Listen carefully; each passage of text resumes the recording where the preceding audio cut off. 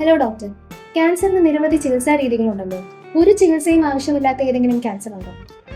നല്ല ചോദ്യമാണ്. എല്ലാവരും വിചാരിച്ചിരിക്കുന്നത് ക്യാൻസറിന് കീമോതെറാപ്പി വേണം, അങ്ങനെ നിരവധി റേഡിയേഷൻ വേണം എന്നൊക്കെയാണ്. എന്നാൽ ചില ക്യാൻസേഴ്സ് ഉണ്ട്, അതിന് ഒരു ചികിത്സയും ആവശ്യമില്ല.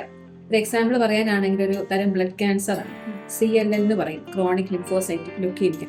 ഇതെന്ന് പറയുമ്പോൾ ആൾക്കാർ ഈ ഒരു കൗണ്ട് കൂടി, അല്ലെങ്കിൽ WBC കൗണ്ട് കൂടുതലായി എന്ന് പറഞ്ഞായിരിക്കും പ്രധാനമായിട്ടും ഡോക്ടറെ അടുത്തോട്ട് വരുന്നത്.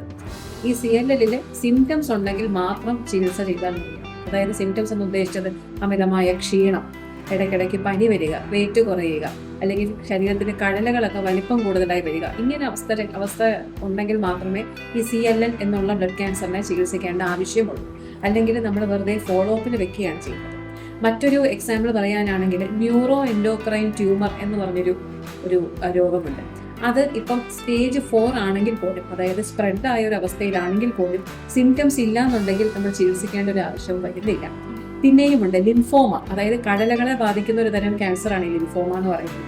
അത് തന്നെ ചില ടൈപ്പ് ലോ ഗ്രേഡ് ലിംഫോമാസ്, അങ്ങനെയുള്ള ചില ടൈപ്പിലാണെങ്കിൽ സിംറ്റംസ് ഉണ്ടെങ്കിൽ മാത്രമേ നമ്മൾ ചികിത്സ ചെയ്യാവൂ. അല്ലെങ്കിൽ നമ്മൾ യാതൊരു ചികിത്സയും കൊടുക്കാതെ ഒബ്സർവേഷനും ഫോളോ അപ്പും മാത്രമാണ് ചെയ്യുന്നത്.